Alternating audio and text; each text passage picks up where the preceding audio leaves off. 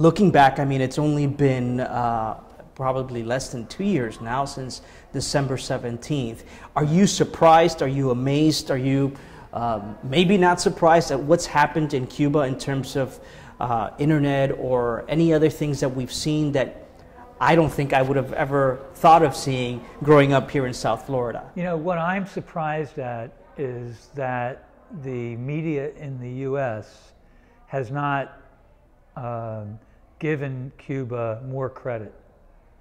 Now, don't get me wrong, I am no fan of the government of Cuba, but let's be realistic. When I got to Cuba and when I was arrested, for most Cubanos, internet access was illegal. And for tourists, it was prohibitively expensive, $6 an hour for really crappy service that kept timing out. In June of 2013, internet was legalized for all Cubanos. The price of internet dropped from $6 to $4.50, and then from $4.50 to $2 an hour. Now, that's significant, even though $2 an hour represents 10% of the average monthly income in Cuba. So it's still prohibitively expensive for Cubanos. But, you know, that's a very significant change. Senator Marco Rubio put out a video message this morning saying that's not enough, that we need more. But you're saying that's a huge step to what we had before. I'm saying it's not enough, we need more, and that's probably the only sentence that I will agree with Senator Rubio on when it comes to Cuba. Senator Rubio is antagonistic, okay? And he has right to be antagonistic if he thinks he is. But well, I don't want to get into Senator Rubio.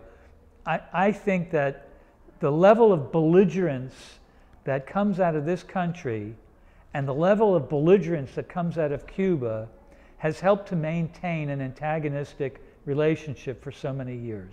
So you're blaming both sides? Absolutely. Our government in the United States has tried since La Revolucion to usurp the government of Cuba and to get it to change. And has it succeeded? No, it hasn't. And so now I'll tell you a joke, a social work joke. I'm a trained social worker.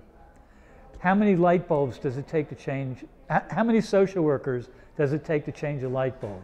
And the answer is none. The light bulb has to want to change itself. Such is the case with the Cuban government.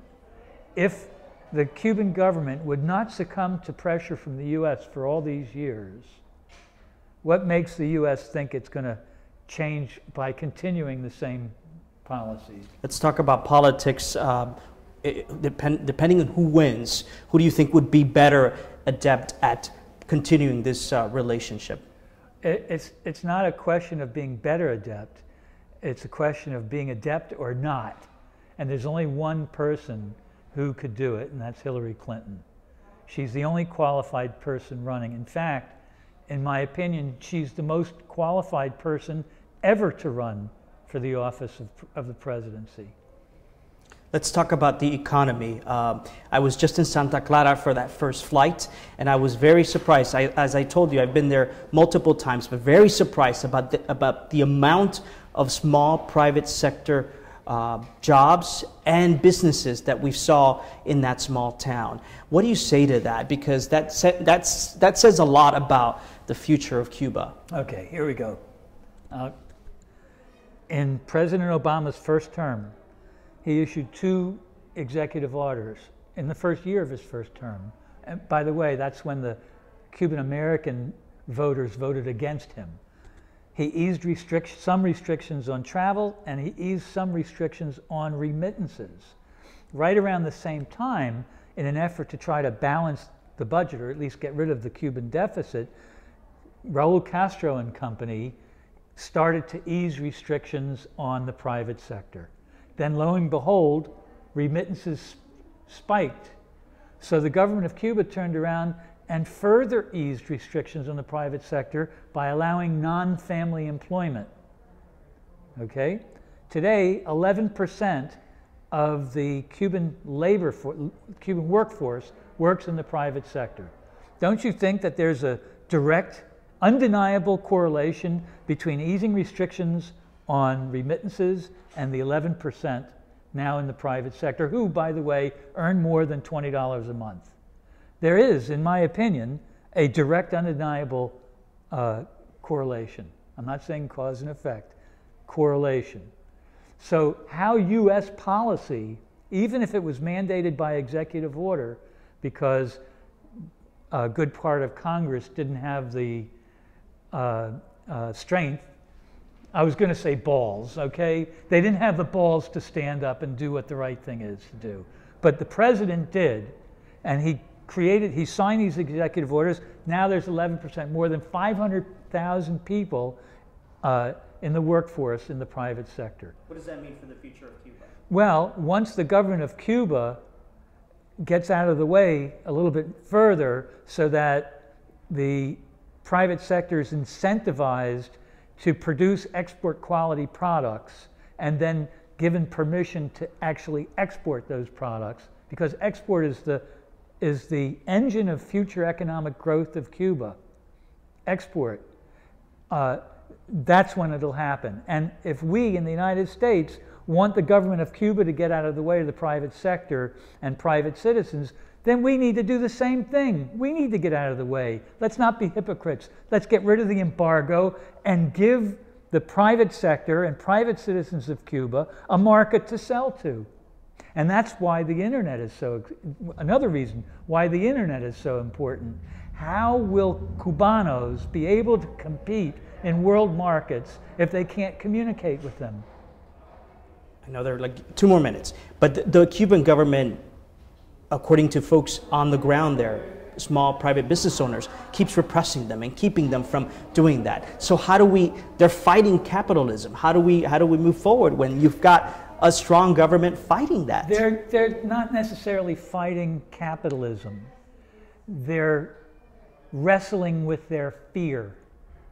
They're afraid. This government in Cuba has fear in its DNA. They don't know how they're going to hold on. They just don't know how.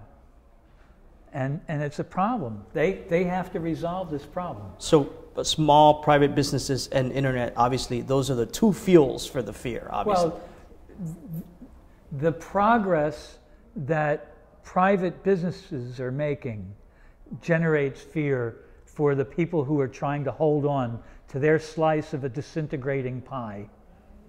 Okay, last question. Would you want to go back? You said yes. In a heartbeat. Why? I've never been to a beach in Cuba. I never enjoyed enough Cuban rum. I've never been to Pinar del Rio. But more importantly, I need to go back and see my compañeros and to meet their families for the first time, because we're family now. These are the folks that spent time with you in jail. The people who I spent 5 years with. Now, one of my compañeros now lives in Florida. We got together for dinner Saturday night. It was the second time we met for dinner. This time he brought 25 members of his family with him, and we're family. I mean, we're brothers. My blood is in Cuba, literally. I have an investment in Cuba that is so significant. I want to go and see. I want a return on that investment. I do, and I'm seeing it. I see the little baby steps that the government's taking. It's not enough. It's not fast enough. It'll never satisfy people like Senator Rubio. But that's Senator Rubio's problem.